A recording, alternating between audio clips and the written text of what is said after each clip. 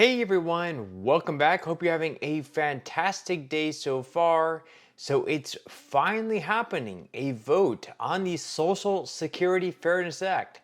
This could come as soon as today, according to one senator. And once again, if this bill passes the Senate, it's already passed in the House. So all it has to do is be signed into law by Joe Biden. And if he signs it into law, what it's going to mean for right around 3 million Social Security beneficiaries is an increase in their benefits by anywhere between $300 up to $750 per month on average. Some people are actually going to be receiving a bigger increase than that. But before we go ahead and dive into today's video, if you would like to receive up to $200 in free stock or $200 in free cash, in a pinned comment below, I will be leaving a link to Robinhood. All you have to do is once you click on that link is just sign up for a free account and then simply link your bank account. You do not even have to make an opening deposit. At that point in time, Robinhood will be sending you one free stock worth all the way up to $200. And if you'd rather just have the cash, all you have to do is once you receive the free stock, is just sell it for what it's worth and then transfer the cash value right back to your bank account. Okay, so once again, the Senate today, possibly, according to one senator, might just be voting on the Social Security Fairness Act. This is a bill that happens to be bipartisan. Both Republicans as well as Democrats loved it. It passed in the House with well over 300 votes. This bill has a ton of support. It just comes down to whether or not they actually put this bill on the floor for a vote. They have to do so by the end of this week because next week the Senate is going to be going home on recess, and then the bill is essentially dead because we're going to have a new Congress and they're going to have to start right back at square one. But we've already had Senate Majority Leader Chuck Schumer come out last week and promise that he is going to put this bill on the floor for a vote, and we had a senator yesterday saying they are going to be voting on it today. So whether or not he is actually right, we will have to wait and see. So according to ABC News, in a final lame duck push, the Senate will attempt to pass legislation aimed at providing full Social Security benefits to millions of Americans this week. Majority Leader Chuck Schumer said in floor remarks Monday he'd push for a vote on the Social Security Fairness Act before the week runs out. He said, quote, "We will vote and every senator will choose. Where are you? Do you stand on the side of public retirees who deserve their benefits or bungle this golden opportunity by blocking this bill?" Now, the closely watched legislation repeals provisions that limit the ability of some retirees who also collect pensions from claiming Social Security benefits. Among those impacted are retirees who at one time worked as firefighters, teachers, postal workers, a police officer, or in other public sector jobs. A provision that limits the benefits allotted to those workers' surviving spouses would also be eliminated as well. Now, the legislation has already passed in the House, as I just mentioned, with overwhelming bipartisan support in November. But Congress would need to act this week to avoid having to restart the process of passing the legislation in the new year. Now, the bipartisan bill has 62 Senate co-sponsors, plus the original sponsor of the bill. That's 63 in total, all but ensuring that it would have the necessary 60 votes that it needs to overcome the Senate filibuster and pass. It has strong advocates on both sides of the aisle. So basically, in the Senate, for any bill to pass or for most bills to pass, they don't need just a simple 51 out of 100 senators voting yes.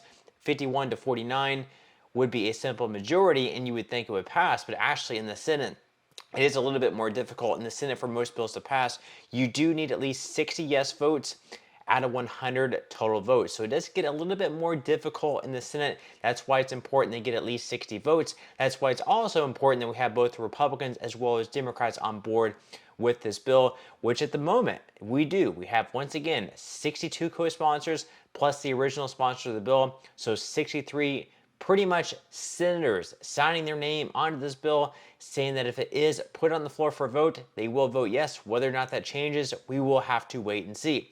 Now, they go on to say, but there is some concern among Republicans about the cost of the bill and the increased strain it could put on the already underfunded Social Security Trust Fund. The Nonpartisan Committee for a Responsible Federal Budget has estimated that the bill would increase the deficit by $196 billion and increase the rate at which the Social Security Trust Fund becomes insolvent. As a result, there could be challenges on the floor that limit the ability to expedite the passage of this bill.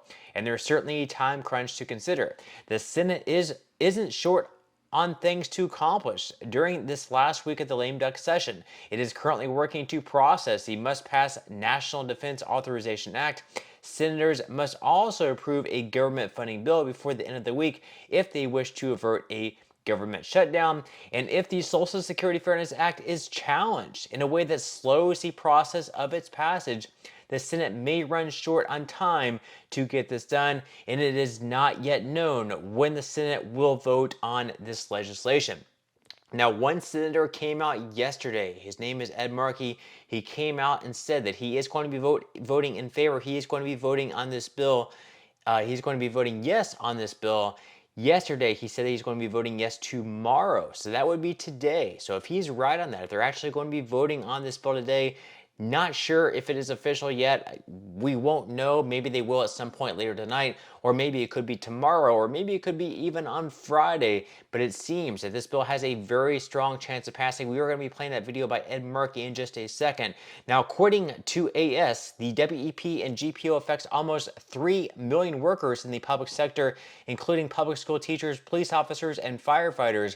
These measures reduce the amount these employees can receive from Social Security if they also receive income from pensions, and the windfall elimination provision reduces Social Security benefits for people who receive non-covered pensions and may have taken on work for which they made Social Security contributions. A non-covered pension is one paid by an employer that doesn't withhold Social Security taxes from the worker's salary, typically state and local governments, and such workers may not receive the money they had paid towards retirement. The benefit reduction could be as high as half of the pension amount. Meanwhile, the GPO cuts down their survivor or widow/widower benefits for non-covered pensions. The GPO reduces the Social Security benefits by 2/3 of the monthly covered pension received. So for example, you could go into retirement thinking that you're going to receive like a Social Security benefit of, let's say, $1,000, but whenever you go to receive it, because you receive that pension, you end up receiving like a benefit decrease